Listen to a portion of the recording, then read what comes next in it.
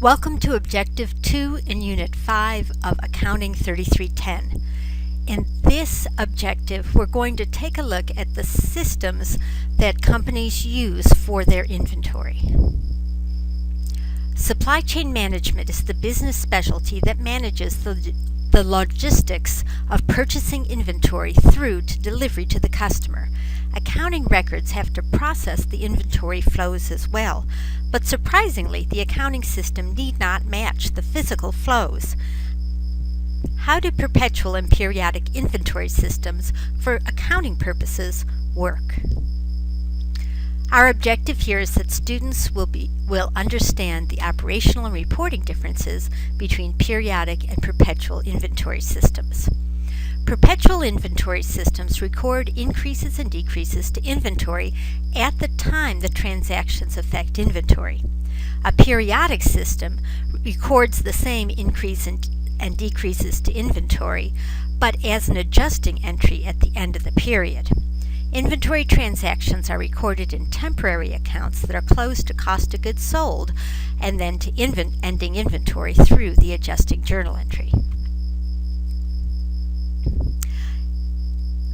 This T account gives you a picture of a perpetual system.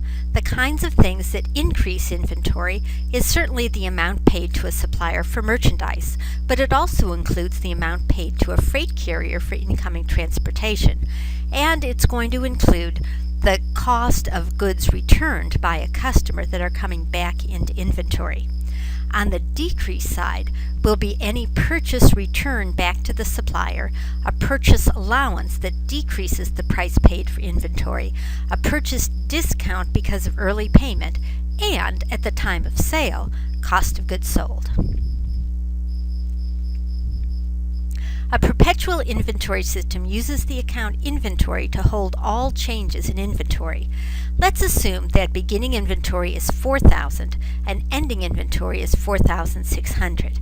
The transactions in the T account actually took place and there is no abnormal spoilage. This is what the journal entries would look like. The purchase of merchandise on account increases inventory and increases the liability. If there was a purchase return among that inventory, then we're going to have a decreased inventory that's a credit to the asset, and it'll decrease the liability since we haven't paid for it yet. A purchase allowance decreases inventory, and again, since we still haven't paid for it, decreases our liability. A purchase discount is recognized at the time that we pay for the merchandise. Here we're going to receive a discount of $174 and we're only actually paying $85.26 out of the $8,700 that's owed. So the inventory is being decreased for the amount of the purchase discount. Freight in is a direct increase to inventory, and if we are paying for the freight on account, it's an increase to accounts payable. Finally, if we are customizing the inventory by adding some features to it, that also increases the inventory value and our wages payable, or our decrease in raw materials inventory is the other side of that transaction. In a perpetual system, the recording of inventory when sold is a direct decrease to inventory, and it establishes the expense of cost of goods sold. So at the time of the sale, here on account, we're recording the sale as a credit because it's an increase to owner's equity. Cost of goods sold here is a debit, it's an expense that decreases owner's equity. Notice that accounts receivable increases by the amount of the sale, and inventory decreases matched with cost of goods sold. If goods are returned, then inventory increases again because we have those goods now to sell. We have to reverse the sale transaction, so cost of goods sold, that expense, is getting reversed, and it's an unusual credit to an expense to lower the expense back down as if it never happened. At the end of the period, we will count the inventory even in a perpetual system, because the only entries that go through the books of the company are things that are explicit transactions. If we have some merchandise that spoiled, or if we have some that was lost to shoplifting, we would not have a transaction to record that. So we will catch up with what the actual physical inventory count is at the end of the period. And as long as those differences are a part of the normal spoilage concept, they'll be recorded to cost of goods sold.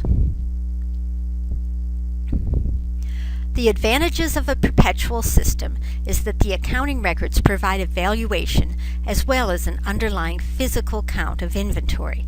The disadvantage is it's a significant processing burden to match the costs with the transactions on an ongoing basis. That is, every company is going to want to keep track of the number of units of inventory that they have so that they can manage their marketing and their sales and promotions and all of those features. But the additional piece that a perpetual inventory system has is that we have to record the dollar value of the inventory as well as the amounts, and that's where the processing burden comes in. A periodic inventory system uses many T accounts because the inventory account itself only has an entry as an adjusting journal entry at the end of the period. All of the other transactions are put into temporary inventory accounts. So there'll be a separate account to record purchases, to record freight in, to record sales returns, to record purchase returns, to record purchase allowances, and to record purchase discounts.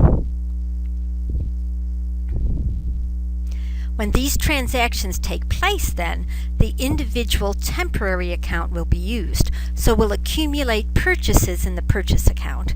We'll accumulate purchase returns in a purchase return account.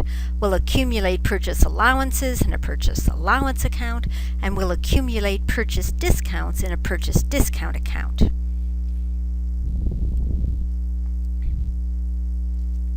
Freight in is its own account, and then when we have that customizing of inventory, we're taking materials out of raw materials inventory and putting them into work in process.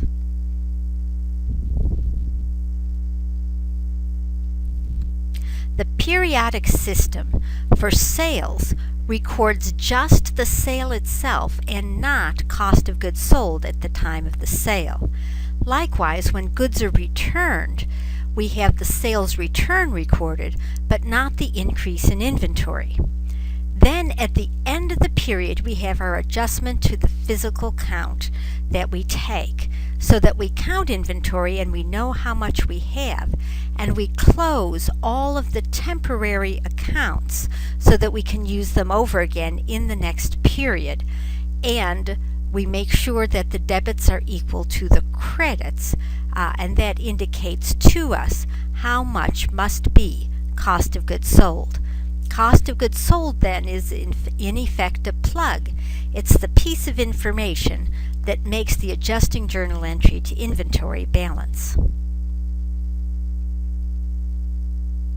The advantages of a periodic system is that it's a simpler accounting, despite the fact that we have more individual accounts. Spoilage and loss get included in cost of goods sold through the adjusting journal entry without additional steps for recording the difference between the account and the physical count. The disadvantages are that if the company keeps perpetual records for management purposes, the accounting records are not tracking the information that management uses. If the company doesn't keep perpetual records for management purposes, then we have important information that's not readily available to the company.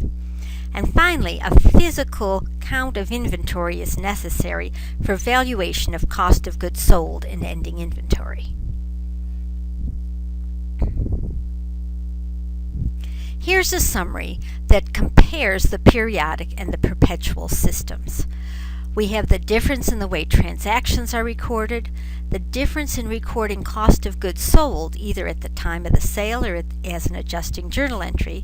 We have the difference in knowing what inventory is at any point in time, but both of them require a physical count of inventory. This provides you with a perspective on the two major systems of tracking inventory, the perpetual and the periodic system. Any company that you work with could use either one of those, and you need to be prepared to understand what information is available in the accounting information system depending on the inventory system that's used.